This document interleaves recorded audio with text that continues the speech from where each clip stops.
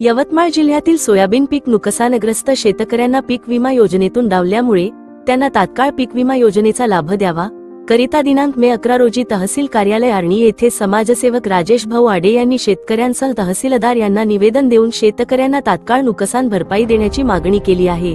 राजेश भाऊ आडे यांची घेतलेली प्रतिक्रिया। आज दिनांक 11 मे रोजी आर्णीचे माननीय तहसीलदार यांना आपल्या यवतमाळ जिल्ह्यातील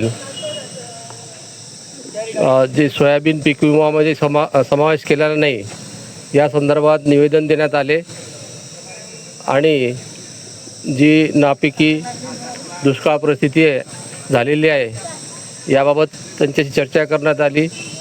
याबाबत त्यांनी नियोजन करावे असे निवेदन त्यांना देण्यात आले। तसेच त्याचबरोबर तालुका कृषी अधिकारी यांना सुद्धा निवेदन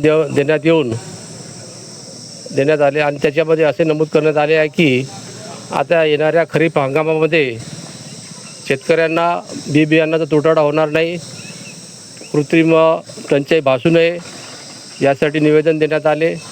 तसेच जे बोगस बियाणे वाटप करतात त्यावर कारवाई करण्यात यावी, त्यांचे नाव ब्लॅकलिस्टमध्ये करावे, त्यांच्यावर गुन्हा दाखल करावा अशा पद्धतीचे निवेदन आज देण्यात आलेले आहे।